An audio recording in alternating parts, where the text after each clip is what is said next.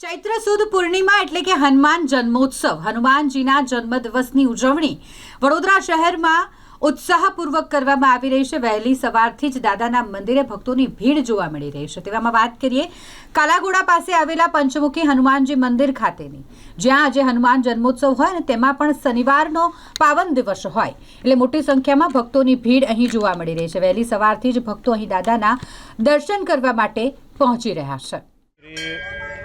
પંચમુખી હનુમાન મંદિર કાલાઘોડા સર્કલ પાસે આવેલું બહુ પૌરાણિક મંદિર છે અને આજે ચૈત્ર સુદ પૂનમ એટલે હનુમાન જયંતિ ઉત્સવ પૂર્ણ ભારત વર્ષમાં ઉજવવામાં આવે છે।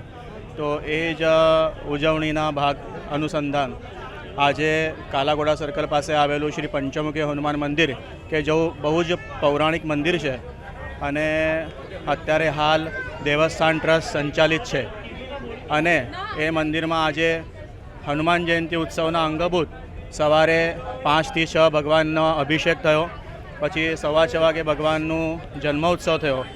ભગવાન ઉપર ગુલાલ ને બધું ઉડાવીને જન્મોત્સવની ઉજવણી કરવામાં આવી। પછી 9 થી 11 અહીંયા લઘુરુદ્રનું આયોજન હતું।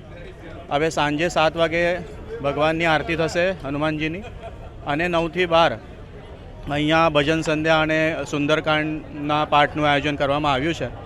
તો અને આજે વિશેષ એટલે કે હનુમાન જયંતિ અને શનિવાર આ બંને એક જ દિવસે આવ્યા છે, તો બધા ભક્તોની પણ આજે બહુ ભીડ છે અને ઘસારો છે બહુ।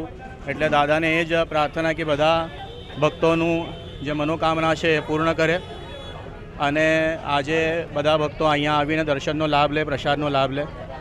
જય શ્રી રામ।